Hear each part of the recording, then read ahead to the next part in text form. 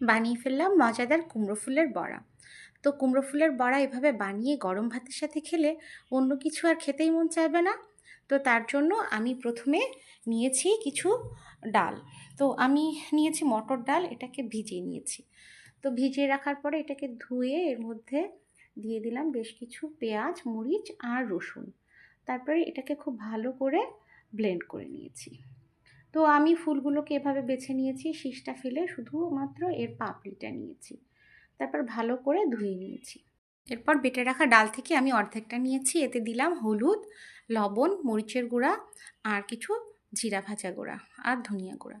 তারপরে এটাকে খুব ভালো করে মেখে নিলাম।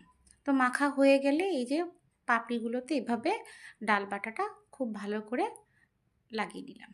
তারপরে গরম তেলে এটাকে সুন্দর করে সবগুলো ছেড়ে দিলাম। তো এক পাশটা ভাজা হলে এভাবে উল্টে নিলাম। তো এভাবে সুন্দর করে উল্টে পাল্টে বারবার সব পাশটা ভাজতে হবে। তো মচমচে করে ভেজে নিতে হবে।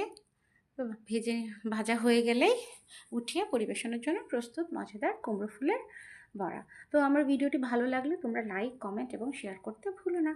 ধন্যবাদ সবাই।